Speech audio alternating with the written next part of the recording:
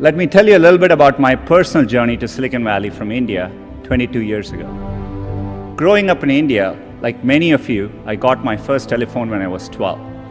In my case, it turned out to be a rotary phone, so it wasn't that great for selfies, but I still loved to call my friends, play with it, and sometimes take it apart. That telephone cemented my fascination with technology. I remember in my parents' house in Chennai, reading about the invention of the transistor at Bell Labs.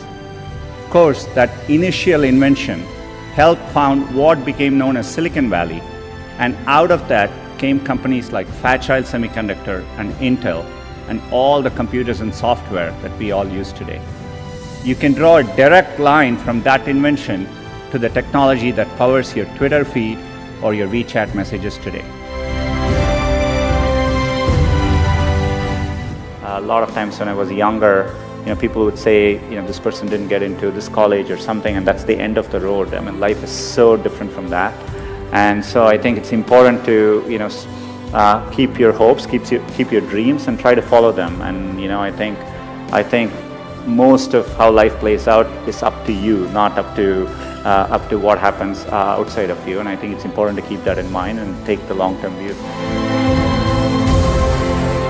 I still vividly remember as a teenager jumping onto a crowded train at Chennai and traveling for 24 hours to attend my school at IIT Kharagpur.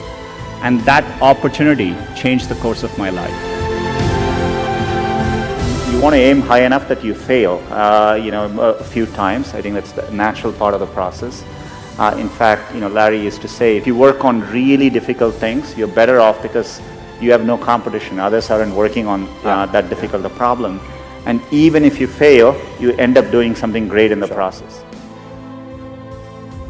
I think, working the real world, I would say, it is important to be well-rounded. It's important to, try different things, take some risks. I would encourage people to, follow their passions a little bit more, to follow set lanes throughout your career.